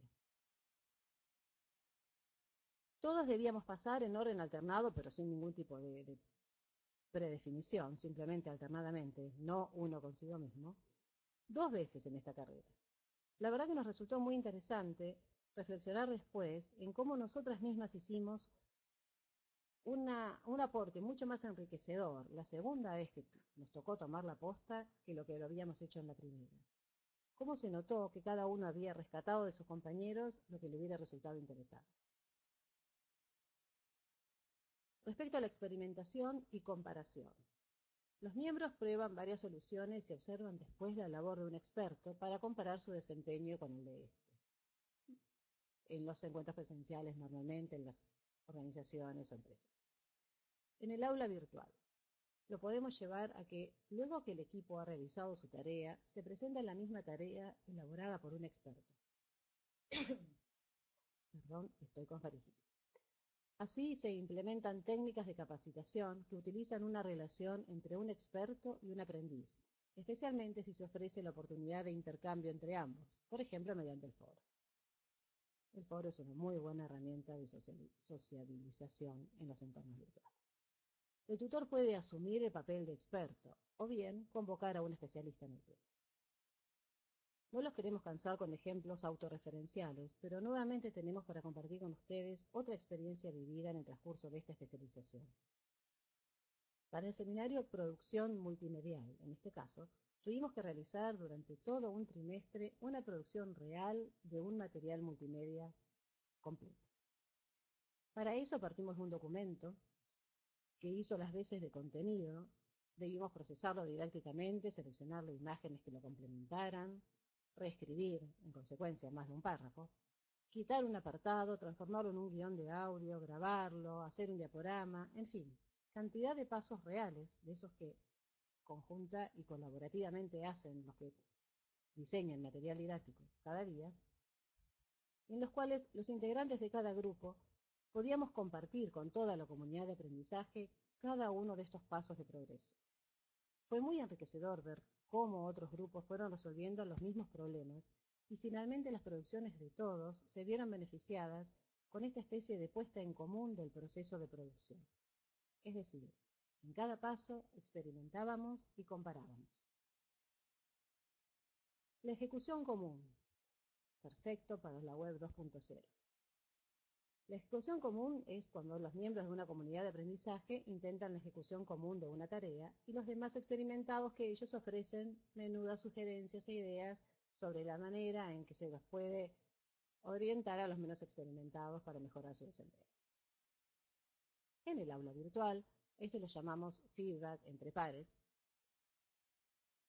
en los cuales algunos participantes que tienen más conocimiento sobre algún contenido puntual pueden adoptar, bajo la supervisión del tutor, obviamente, el rol de experto asistiendo a sus compañeros. Estos roles pueden ser rotativos. Este tipo de técnicas, tanto expertos como aprendices, suelen ser beneficiados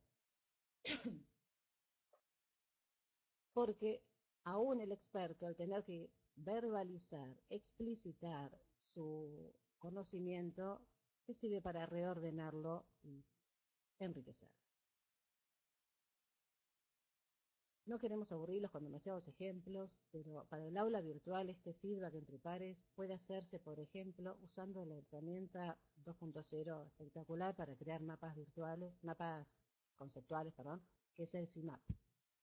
Seguramente lo conocen, que es para la creación conjunta de mapas conceptuales en forma distribuida, o el ya más conocido y utilizado por todos nosotros, el Google Doc, para la elaboración de un documento compartido.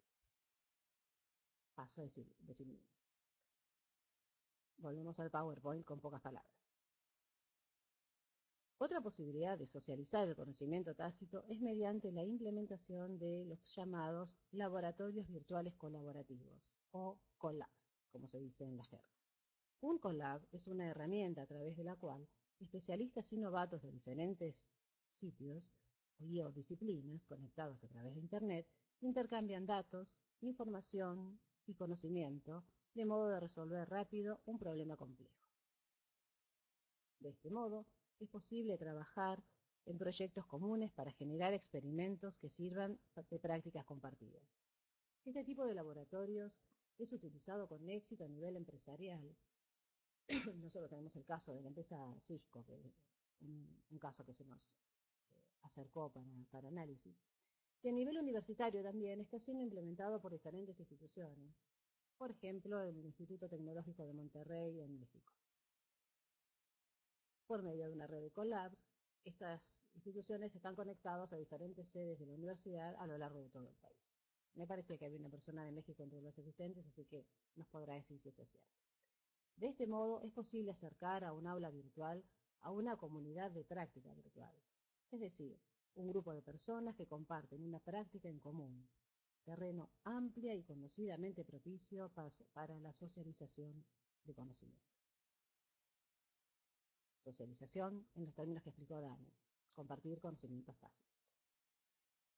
Otra herramienta para la socialización podría estar constituida por los webinars. Se trata de espacios digitales que facilitan el intercambio de conocimiento. Pero nos preguntamos, ¿cómo podrían ser utilizados para la transferencia de conocimiento tácito? En tanto sean utilizados como espacios productores de conocimiento colectivo, generados en la mezcla de saberes de las distintas personas, se puede producir la transformación de las acciones de los participantes. A través de ellos es posible la conexión de grupos de trabajo mediante conversaciones, el establecimiento de relaciones, una verdadera oportunidad que nos ofrecen las TIC para el intercambio cara a cara, tantas veces añorado en las aulas virtuales y considerado imprescindible por la mayoría de los autores para la socialización en términos de LONACA.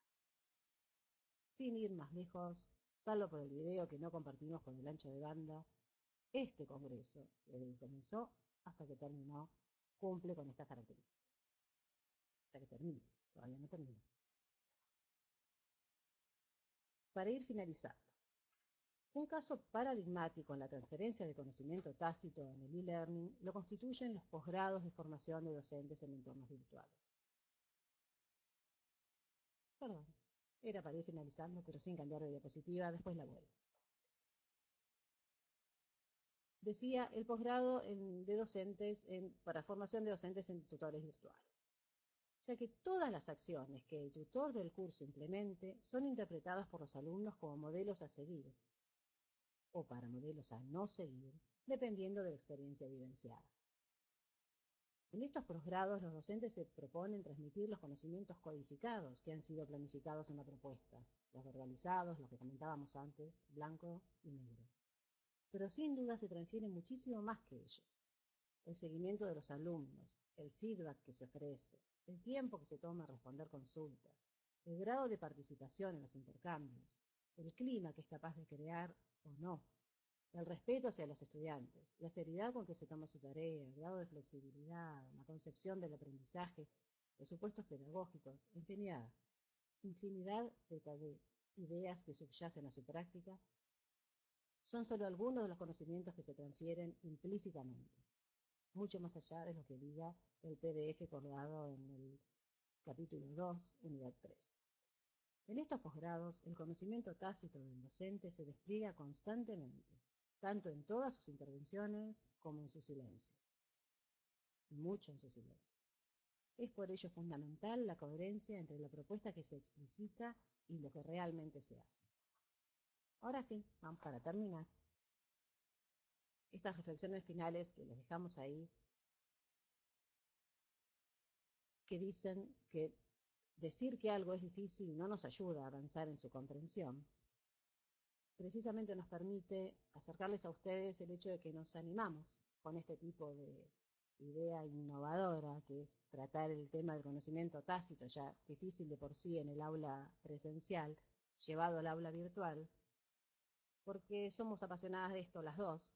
Daniela y yo, evidentemente, somos apasionadas del e-learning, y porque no nos gusta que nos digan que las cosas no se pueden hacer, entonces intentamos virar la mirada, como decimos por algún lado de esta conclusión, y pensar que sí, se puede innovar aún más en este tipo de entornos de aprendizaje. Para terminar, además de lo que menciona la FICNIN, nos gustaría cerrar esta ponencia con un cuento muy breve que tal vez muchos de ustedes conozcan, pero que está muy relacionado con esto de atreverse a intentarlo. En un soleado día de invierno, dos niños patinaban alegremente sobre una laguna congelada. Los niños jugaban alegremente sin preocupación alguna, cuando de pronto el hielo se quebró y uno de los niños cayó al agua. El otro niño tomó una piedra y empezó a golpear con todas sus fuerzas hasta que logró quebrarlo y así salvar a su amigo. Cuando llegaron los bomberos y vieron lo que había sucedido, se preguntaron, ¿cómo un niño tan pequeño fue capaz de romper el hielo tan ancho? El hielo está muy grueso, es imposible que lo haya podido quebrar, con esa piedra y sus manos tan pequeñas. Entonces apareció un anciano por el lugar que les dijo, yo sé cómo lo hizo. Simplemente no había nadie a su alrededor para decirle que era imposible que lo pudiera hacer. Bueno, esperemos que no sea imposible poder transferir conocimiento tácito en entornos virtuales y en lo que a nosotros respecta, la ponencia terminó, podemos abrir a preguntas. Muchísimas gracias por esta brillante exposición, Daniela y María Inés.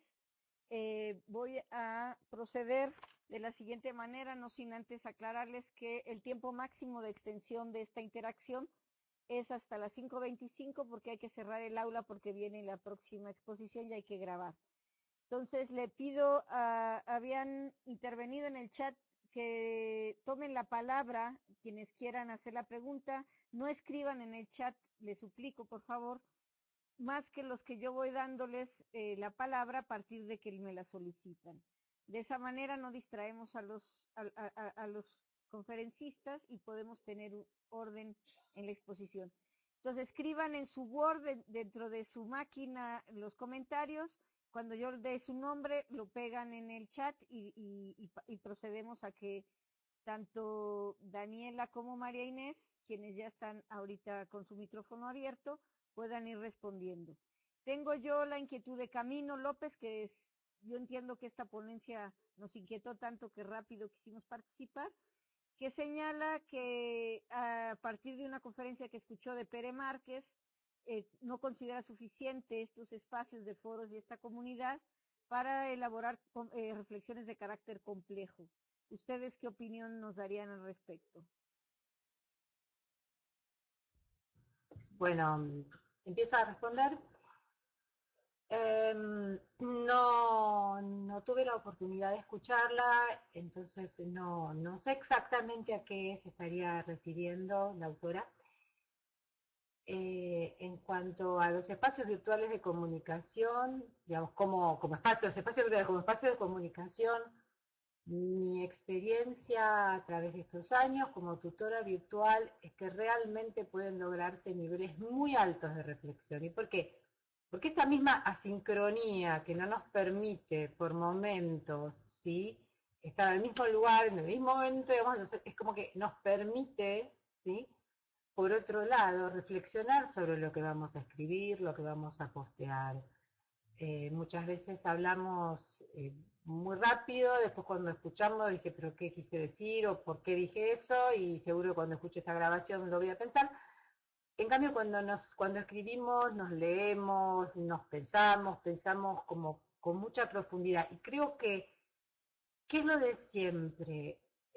Las herramientas son herramientas. Lo importante es qué se haga con ellas y qué actividades se propongan. Si son actividades que abren grandes espacios de comunicación, va a haber reflexiones profundas.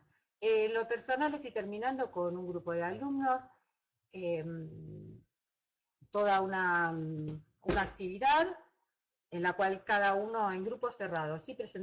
presentó su problemática educativa y se iban haciendo una escalera de retroalimentación para llegar a una solución o una reflexión o comprender por qué pasaba lo que pasaba a partir de cada una de sus problemáticas.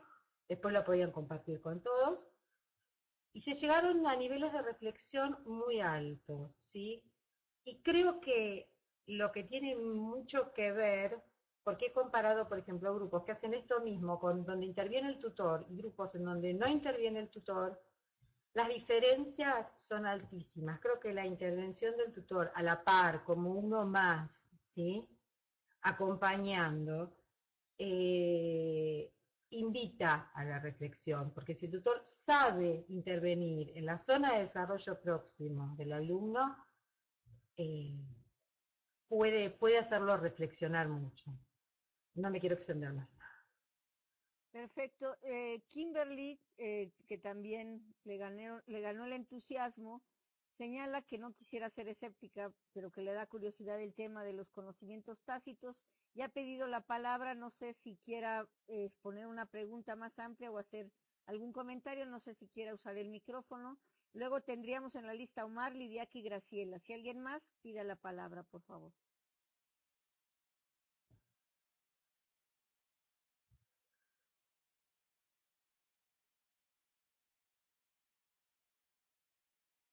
Parece que Kimberly no responde. Entonces pasaríamos a Omar.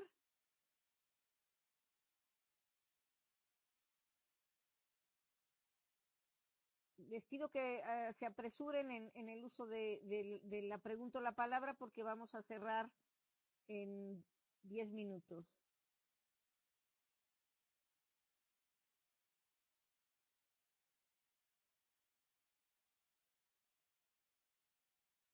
A ver, Kimberly, si intervino aquí, no sé, segunda dice que al leer el título, Teoría del Conocimiento Tácito, según el autor de ustedes citan, que es Apolanyi, conocemos más de lo que podemos decir. Sería entonces aspectos que difícilmente reconocemos, incluso nosotros mismos. O sea, estos conocimientos pueden pasar por desapercibidos. ¿Cómo entonces puede determinar que hay transmisión de conocimiento tácito en los entornos virtuales de aprendizaje?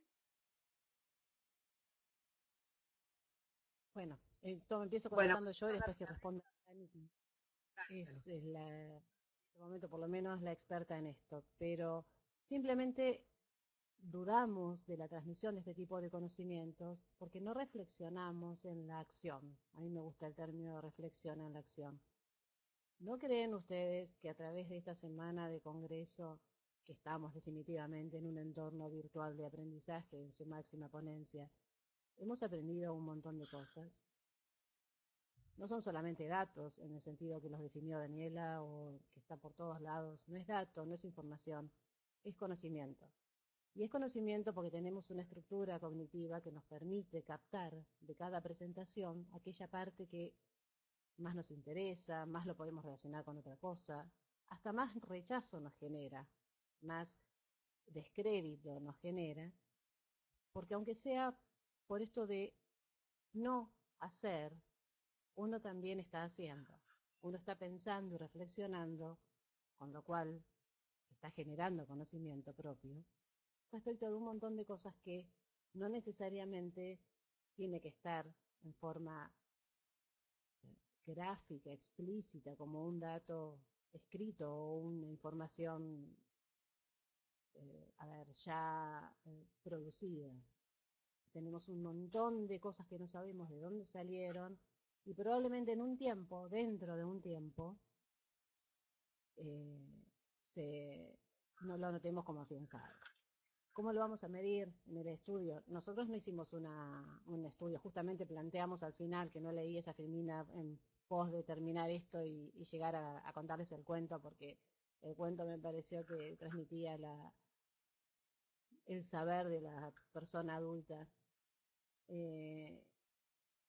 Probablemente haya que hacer un estudio, una investigación de mercado, una investigación de campo, para ver la transmisión real de este tipo de conocimientos. Lo que tenemos claro es que no es que no se pueda. No es que no se pueda. Y sabiendo que no se puede, nuestra intención es innovar en esto y bueno, justamente repensar las aulas virtuales para que los espacios colaborativos y las transmisiones de conocimientos no tan explícitos sean de lo más provechosos. No sé, Dani, si querés agregar algo. Bueno, estamos muy cortos. Yo quisiera señalar algo, el tiempo se nos agota. Yo sé que el tema ha sido muy rico, tenemos los foros para seguir ampliando. Nada más me gustaría para que tomen rápidamente la palabra en la pregunta los que siguen y después si quieren hacer un cierre general para no estar respondiendo una a una las preguntas. Entonces le pediría a Omar, Jorge Becerra, Lidia, Graciela y Adriano que si nos hacen favor en ese orden, Omar, Jorge Becerra, Lidia, Graciela y Adriano, intervenir.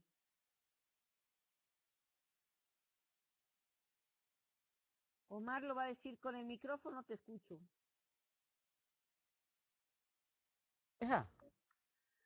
Sí, buenas, ¿me escuchan? Sí, perfectamente. Perfecto. Rapidito les leo porque no me dejó copiar. Bueno, primero que nada, excelente exposición, muy didáctica. Realmente son ustedes unas verdaderas maestras, con mayúscula todas las palabras, todas las letras. Me quito el sombrero ante ustedes realmente. Gracias además por todos los autores mencionados que yo algunos no conocía.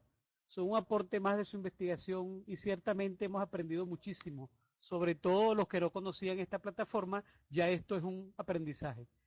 Me imagino que el siguiente paso de su investigación es medir cuál y cuantitativamente la opinión de tutores y de estudiantes virtuales sobre la transmisión del conocimiento tácito. Muchísimas gracias y buenas tardes a todos. Procedemos con Jorge. Jorge, no sé si quieras hacerlo con el micrófono o lo escribes. Jorge Becerra. Bueno. Sí, te escuchamos. escuchamos. ¿Sí me escuchan? Sí. Ok, bueno. Como primer comentario, muchas gracias y felicidades por esta conferencia, muy interesante. Y bueno, tengo una pregunta, que ¿cómo puedo yo responderle a los docentes o a los tutores que creen que esta enseñanza o modelo vía e-learning pues no facilita la vía o la transmisión de algún conocimiento y creen que deshumaniza esta vía mediante aulas virtuales? Ay, eso sí puedo, me gustaría contestarlo un poquito. ¿Puedo? Sí, adelante. A la gente en general que cuestiona el tema de los entornos virtuales de aprendizaje, que obviamente encontramos todo el tiempo, es probable que no sea lo óptimo y es probable que óptimamente un maestro esté al lado del alumno toda la vida para verlo crecer y hasta explicarle para qué costado tiene que mirar. Pero la realidad, y sobre todo la realidad de la sociedad del conocimiento, en la cual nos impone una capacitación permanente a los adultos, hace que lo óptimo mate lo bueno, como muchas veces me dijo mi papá. Y si pretendemos que la enseñanza o la transmisión de conocimientos de todo tipo no se haga a través de espacios virtuales, estamos restringiendo, y ahí sí, lo urgente y lo importante, es la otra versión, Claudia. Estamos restringiendo muchísimo, y ahí sí deshumanizando al extremo, la posibilidad de compartir conocimientos y de permitirle a montones de personas distribuidas geográficamente acceder a los conocimientos. Con lo cual, en vez de mirar lo que dejamos, a mí me gusta siempre mirar todo lo que sí podemos y a llegar a muchas más personas que de otra manera no podrían acceder a este tipo de formación. Pero sigamos como venían, perdón, pero el tema del cuestionamiento a los espacios virtuales de aprendizaje es un tema cotidiano y bueno, uno que es un apasionado de esto no le gusta. Bueno, nos quedan 3 minutos. Estaba Lidiac, Graciela y Adriano. Lidiac, no sé si quieras participar rápidamente.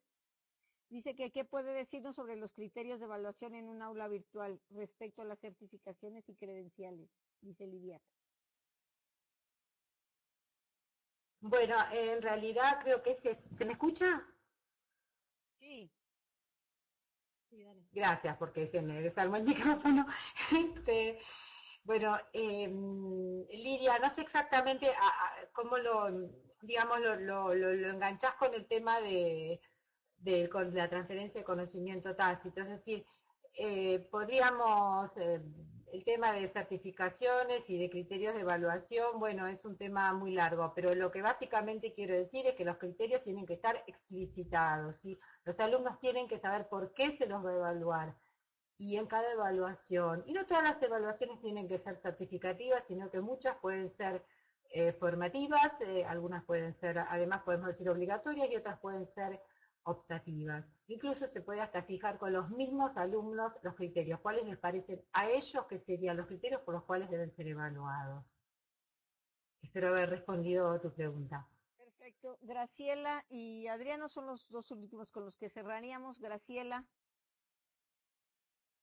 ¿Consideran ustedes que además de aplicar la transferencia de conocimiento tácito o explícito en un aula virtual, es también provechoso sistematizarla entre los mismos docentes y a nivel institucional? Pregunta Graciela Mansur.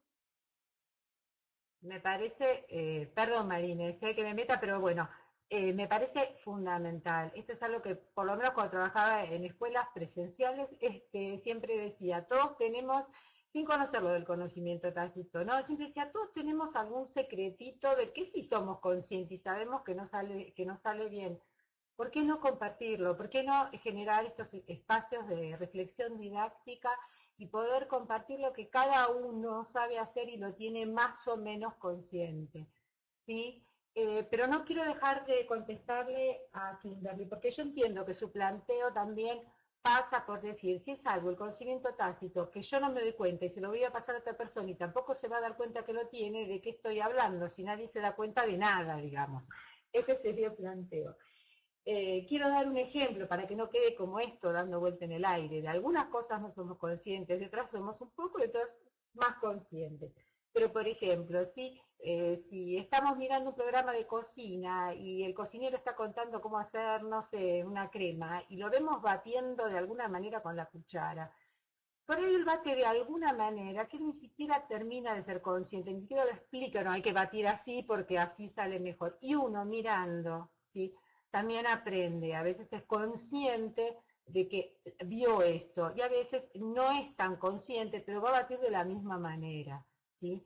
Y respecto a Omar, bueno, en primer lugar agradecerle por sus hermosas palabras, realmente una alegría escucharlas, y sí, la verdad que sería muy interesante medir cuál y cuantitativamente todo este tema del conocimiento tácito, y claro que nos gustaría y también nos encantaría que puedan ser otros los que sigan con esta investigación, porque hay muy poco hablado del tema.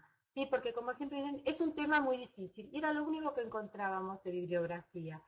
Y nuestra intención fue simplemente darle un poquito de luz, ¿sí?, a este tema tan oscuro. ¿Puedo decir una última frase? Y yo ya sé que tenemos que cerrar esto. El tema del Deja- conocimiento Dejaríamos nada más, la dices después de contestarle a Adriano para ya cerrar y que efectivamente sea el cierre. Omar, Adriano, que es el último en tomar la palabra de los participantes, dice: ¿qué otros ejemplos le puedes dar de actividades didácticas concretas para fomentar los conocimientos tácitos y que se pueden diseñar más allá de los recursos como el foro? Respondes y das el cierre, y hasta la próxima. Y por favor, si dejan sus correos, porque creo que todos nos quedamos con ganas de seguir interactuando con ustedes. Como no, mi correo ya lo estoy copiando. Es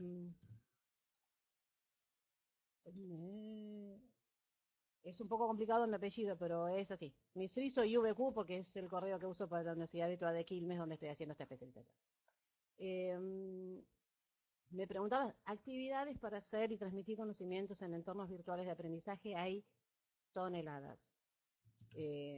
Actividades colaborativas en la web 2.0, nosotros mencionamos el CIMAP, hay softwares libres para hacer trabajos en colaboración que realmente no están difundidos. Nosotros hicimos un seminario y había una recopilación de datos, así que si querés escribirnos a nuestras direcciones de correo, te hacemos llegar en una lista, pero interminable. Así, si conoces el CIMAP, verás que es una herramienta muy poderosa para hacer colaborativamente mapas conceptuales. Lo mismo en montones de otras actividades lo hay, para generar wikis, para generar, la verdad, infinidad. La creatividad en el momento de dar una respuesta se me agota frente a lo que ofrece la web 2.0. Realmente es un repositorio de conocimiento compartido y trasciende los foros. Uno cae en decir siempre el tema del foro porque es lo más conocido por todos, pero eso es porque los docentes virtuales no se arriesgan en la innovación. Y respecto a el tema de cómo hacer para pasar el conocimiento tácito, lo que quiero decir es que el tácito que no se puede ver y todo lo demás, tiene que ver con que el conocimiento lo tenemos las personas. Y acá sí nos vamos a una característica que creo que se nos olvidó mencionar y es muy importante. En este entorno de aprendizaje, justamente las tareas de aprendizaje, la responsabilidad máxima recae en el alumno. Esto está centrado en el alumno, no hay manera. Las herramientas, como dijo Dani, están disponibles, pero el uso que hacemos de las herramientas es lo que vale. Entonces, es aquel alumno el que esté más atento a percibir los conocimientos, las cosas explicitadas y las cosas entre líneas. Podemos llamar el conocimiento tácito como eso, como ese conocimiento entre líneas. Como siempre, frente a un mismo texto, sin ir más lejos, una persona entiende algo y otra entiende algo totalmente más complejo.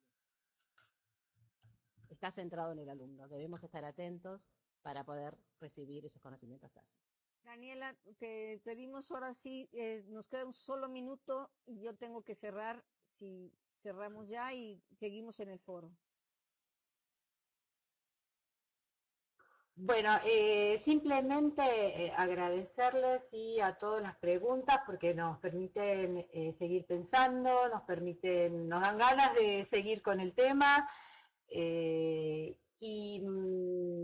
invitarlos a todos, a quienes tengan ganas de investigar en el tema, a que lo hagan, que estamos en contacto.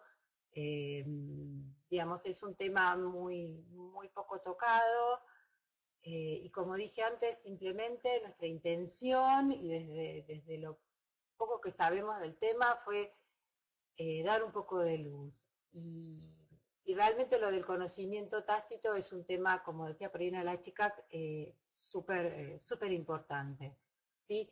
Tenemos mucho más y sabemos mucho más de lo que pensamos. Muchas gracias para todos. Perfecto, entonces con esto cerramos, los esperamos en el foro y supongo que en los correos de las compañeras. Creo que a muchos nos deja con esa intención. Les pido por favor que salgamos lo más pronto que se pueda de la sala para dejarla libre para la grabación y la próxima sesión. Gracias a todos, no es un adiós sino un hasta luego. Bye. Hasta luego.